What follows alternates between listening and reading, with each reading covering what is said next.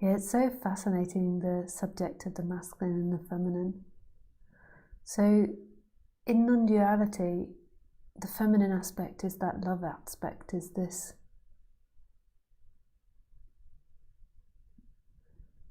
element where everything is God. So it's like the element of not rejecting life.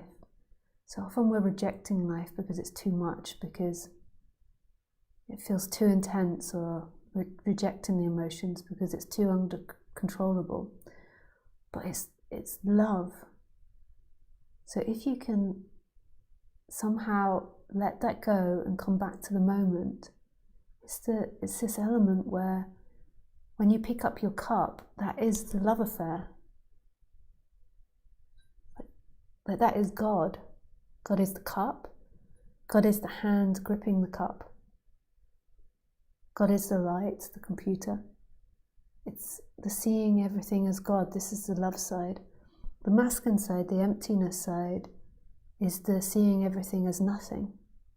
Like to see everything as God, you have to be stabilized in that everything is nothing. And that is the masculine side. So everything is no thing. It's not coming from a thing. It's not coming from a source. It's coming from no thing. And that's your experience right now. If you go into the experience, is there a source of anything? Your mind says everything is coming from time. Your mind says the plant is growing from time. It grew from the past. These clothes were made in time. But what is your experience right now?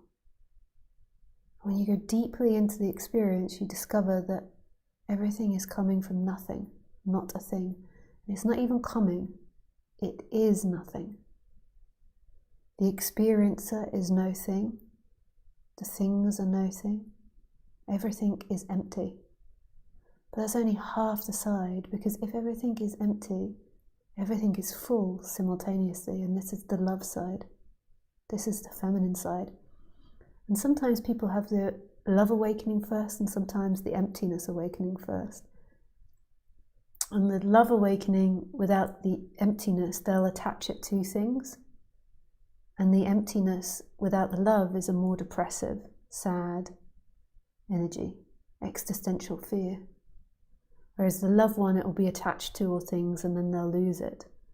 It's because of this or because of that. So they have to come together. It will be so ungrounded, the love without the emptiness. And the emptiness will be so empty without the love. It'll be sparse, like walking through the desert.